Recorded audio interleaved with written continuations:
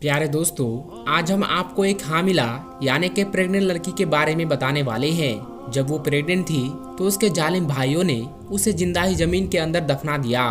तो दोस्तों, उसके भाइयों ने उसे जमीन के अंदर क्यों दफना दिया था और उस प्रेग्नेंट लड़की के साथ क्या हुआ, आगे हम आपको वीडियो में बताएंगे। इसलिए आप इस वीडियो को आखिर तक जरूर देखिएगा। और अगर आपने इस वीडियो को अभी तक लाइक नहीं किया है तो इसे लाइक कर दे। और अगर आप चैनल पर नए आए हैं तो चैनल को सब्सक्राइब कर ले। तो चलिए वीडियो शुरू करते हैं। दोस्तों, इस वाक्य में बताए गए कुछ नाम बदले हुए हो सकते हैं। ये वाक्य नासिर नाम का एक शख्स बयान करता है। नासिर कहता है कि आज से 4 साल पहले की बात है। मेरा ताल्लुक एक ऐसे गिरोह से था जो चोरी किया करता था। चोरी करने के बाद हम अलग अलग होकर कहीं छुप जाते ताकि पुलिस हमें पकड़ ना सके। एक मर्तबा रात में किसी बैंक को लूटने के बाद मैं और मेरे साथी फरार हो गए। मेरे साथी तो फरार हो चुके थे, लेकिन मैं पुलिस की नज़रों में आ चुका था और पुलिस मेरे पीछे पड़ गई। मैं तेजी से भागता रहा, अलग अलग रास्ते बदलता रहा और आखिरकार पुलिस की नज़रों से छुपने में कामयाब हो गया। फिर मैं एक बस में बैठ गया और कहीं दूर जाकर उतर गया। जहां मैं उतरा था, मुझे उस जगह के बारे में कुछ भी पता नहीं था। मुझे तो बस एक ही फिक्र थी कि कहीं पुलिस मुझे पकड़ ना ले। मैं जिस जगह उतरा था वो बिल्कुल सुनसान इलाका था। दूर दूर तक कोई घर नजर नहीं आ रहा था। सामने कब्रिस्तान था। तो चलते चलते कब्रिस्तान तक पहुंच गया। रात के चांद बिल्कुल अपने उरूज पर था। सब कुछ बिल्कुल साफ साफ दिखाई दे रहा था। मैंने सोचा कि आज रात कब्रिस्तान में ही गुजार लेता हूँ, सुबह होते ही यहाँ से निकल जाऊंगा। नासिर कहता है, मैं बहुत सख्त जान और मजबूत दिल का मालिक था। कभी भी मेरी ऐसी हालत नहीं हुई थी जैसी मेरी हालत उस रात थी। उस रात मैंने फैसला कर लिया था कि आइंदा से मैं कोई ऐसा काम नहीं करूंगा जहां पर जान के लाले पड़ जाए। मैं बुरा नहीं था, बस बुरे दोस्तों में फंस गया था। मैं कब्रिस्तान में एक कब्र के सामने लेट गया। मेरे पास एक सावल थी जो काफी मोटी थी। सावल अपने ऊपर तानकर मैं सोने ही वाला था कि मुझे एक आवाज सुनाई दी। ये किसी लड़की की आवाज थी जो कह रही थी कि भाई मुझे मत मारो, मैंने कुछ नहीं किया है, मैं गुनहगार नहीं हूँ। ये आवाज सुनकर तो मेरी रूह कांप गई। मैंने चादर अपने सर से हटाई और देखने लगा कि क्या माजरा है। जब मैंने देखा तो मेरे सामने तकरीबन 4-5 लड़के थे जो एक लड़की को घसीटते हुए कब्रिस्तान ला रहे थे। उनमें से एक लड़का बोला, तुझे जरा सी भी शर्म नहीं आई हम भाइयों की इज्जत खाक में मिलाते हुए?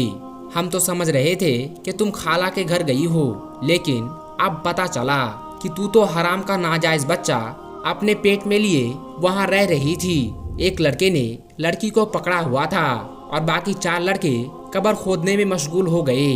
कब्र खोदने के बाद उन्होंने लड़की को जिंदा कब्र में फेंक दिया और मिट्टी डालने लगा। ये मंजर देखकर मेरे होश उड़ गए। मैं हैरान रह गया।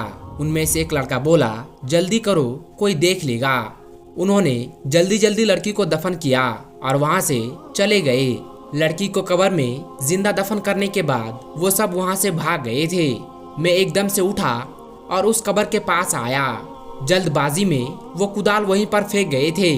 मैंने जल्दी से कब्र खोलना शुरू कर दी क्योंकि मैंने देख लिया था कि उसे जिंदा दफन कर दिया गया है। मेरी पूरी कोशिश ये थी कि मैं उस लड़की को जिंदा निकाल सकूं। जब उस लड़की की आवाज कब्र के अंदर से मुझे सुनाई दी तो मुझे हौसला हुआ कि वो लड़की अभी जिंदा है। मैं अपनी पूरी ताकत लगा रहा था कि जल्दी से कब्र खोल सकूं। मैं कोई नेक इंसान नहीं था, एक आम आदमी था, लेकिन मेरी जगह कोई भी होता तो जिंदा दफन होने वाली लड़की को निकालने की कोशिश जरूर करता। मेरे ख्याल से कोई भी इतना बेरहम नहीं हो सकता जितना कि उस लड़की के भाई थे। किसी को जिंदा दफन करना कहाँ की इंसानियत थी। मैं कब्र खोल रहा था और मैंने कब्र में एक सुराख कर दिया था ताकि लड़की तक ऑक्सीजन पहुँच सके। लेकिन अचानक उस लड़की की चीखें बुलंद हुई तो मेरी जान निकल कर रह गई। मुझे लगा वो मर गई है। मैंने उसकी आवाज सुनने की कोशिश की। मेरा पूरा जिस्म कांप रहा था। काफी देर तक कोई आवाज नहीं आई तो मुझे मायूसी सी होने लगी, लेकिन मेरी हैरत की इंतहा ना रही जब अचानक कब्र से बच्चे के रोने की आवाज आई तो मैं परेशान हो गया कि बच्चे की आवाज कहाँ से आ रही है और कैसे आ रही है। कब्र के अंदर तो लड़की थी, तो फिर बच्चा कहाँ से आ गया। मैं डरने वालों में से नहीं था, लेकिन उस वक्त बहुत ज्यादा डर गया था। अब मुझे लड़की के कहराने की आवाज भी सुनाई देने लगी। लड़की जिंदा थी। मैं खौफज़दा बहुत था, लेकिन जो भी था मुझे कब्र खोलनी थी और उस लड़की को बाहर निकालना था। मैंने एक बार फिर से अपने अंदर हिम्मत जमा की, लेकिन जैसे ही कब्र मुकम्मल तौर पर खुली तो मुझे ऐसा लगा जैसे मेरे पैरों तले से जमीन सरक गई हो, क्योंकि कब्र में एक पैदा हुआ बच्चा पड़ा था और वो लड़की निठाल थी और कब्र में पड़ी थी। मुझे समझने में एक लम्हा भी नहीं लगा कि वो लड़की हमल से थी और उसने कब्र में बच्चे को जन्म दे दिया था। मैंने हिम्मत करके उस लड़की को और उस बच्चे को कब्र से निकाला। मेरी जो शॉल थी मैंने उस लड़की के जिस्म पर ढांप दी। लड़की की हालत बहुत खराब थी और वो तकलीफ में थी और वो बच्चा मुसलसल रोए जा रहा था। मेरी समझ में नहीं आ रहा था कि मैं क्या करूं। क्या अचानक हाईवे पर मुझे गाड़ी आती हुई दिखाई दी। मैं उस बच्चे और माँ को छोड़कर जल्दी से हाईवे की तरफ दौड़ा। मैंने गाड़ी को रोकने का इशारा किया। पता नहीं कैसे इतनी रात में वो लोग रुक गए, लेकिन वो डरे हुए थे। मैंने उनसे कहा कि मेरी बीवी और मैं कब्रिस्तान से गुजर रहे थे कि अचानक कब्रिस्तान में ही मेरी बीवी को दर्द शुरू हो गया और इसकी डिलीवरी हो गई। मैंने उनसे मदद करने के लिए कहा। तस्दीक करने के लिए वो आए तो लड़की और उस बच्चे को देखकर सारा मामला समझ गए और उन्हें मेरी बात पर यकीन हो गया। उनमें से एक शख्स ने कहा कि इन तीनों को मदद की जरूरत है। वाकई में ये लोग मुसीबत में हैं। ऑटो वाले ने हमारी मदद की और उस लड़की और बच्चे को अस्पताल ले गए। बैंक से मैंने जो चोरी की थी उसका हिस्सा अपने साथियों से मांगा तो उन्होंने मेरा हिस्सा मुझे दे दिया। मैं लड़की को उस जगह ले गया जहां मैं खुफिया तौर पर रह रहा था। जब उस लड़की की हालत संभल गई तो मैंने उससे सारा मामला पूछा तो उसने अपनी कहानी बताना शुरू किया और बताया कि मेरा नाम आशिफा है। मैं एक नेक लड़की थी। एक दिन अचानक कॉलेज से वापस आते हुए एक लड़का मेरे पीछे लग गया। उसने मुझे एक खत दिया जिसमें लिखा था कि वो मुझसे मोहब्बत करता है। उसका नंबर भी नीचे लिखा हुआ था। पहले तो मैंने उसे इनकार कर दिया, लेकिन पता नहीं क्यों शैतान ने मुझे शायद बरगला दिया था और ये कमजोर लम्हे की जद में आकर मैंने उसके मोबाइल में कॉल की और यूं हमारा राब्ता हो गया। फिर बात मुलाकातों तक पहुंच गई। मेरे 4 भाई थे। जब मेरे भाई काम से बाहर जाते तो मैं उसे घर बुला लिया करती थी। घर पर कोई काम नहीं होता था। शैतान के बहकावे में आकर हमने वो गुनाह भी कर दिया जो हमें नहीं करना चाहिए था और अब उसकी सजा मैं भुगत रही हूँ। जब उस लड़के का नाजायज मेरे पेट में पलने लगा तो मैंने इस बात का जिक्र अपनी खाला से किया। मेरी खाला ने मुझे बहुत बातें सुनाई, लेकिन उन्हें अपनी इज्जत बचानी थी, इसलिए वो मुझे डॉक्टर के पास ले गई। लेकिन पानी सर से ऊपर जा चुका था। डॉक्टर ने कहा अब हमल जाया नहीं हो सकता, वरना लड़की की मौत हो जाएगी। मैंने उस लड़के से राब्ता किया और कहा कि अपना रिश्ता मेरे घर भेज दो। तो आगे से उस लड़के ने कहा कि ये बच्चा ना जाने किसका है और तुम मुझ पर इल्जाम लगा रही हो और वो मुझ जैसी बदकिरदार लड़की से शादी नहीं करेगा। अब मामला संगीन हो चुका था। मेरी खाला ने कहा अगर तुम्हारे भाइयों को इस बात का पता चल गया तो तुम जान से जाओगी। खाला ने मेरे भाइयों को मेरी बीमारी की झूठी कहानी सुनाई और कहा कि वो मुझे अपने साथ ले जा रही है। मेरे भाइयों ने कहा ये हमारा खाना वगैरह बनाती है, हम कैसे इसके बिना गुजारा करेंगे।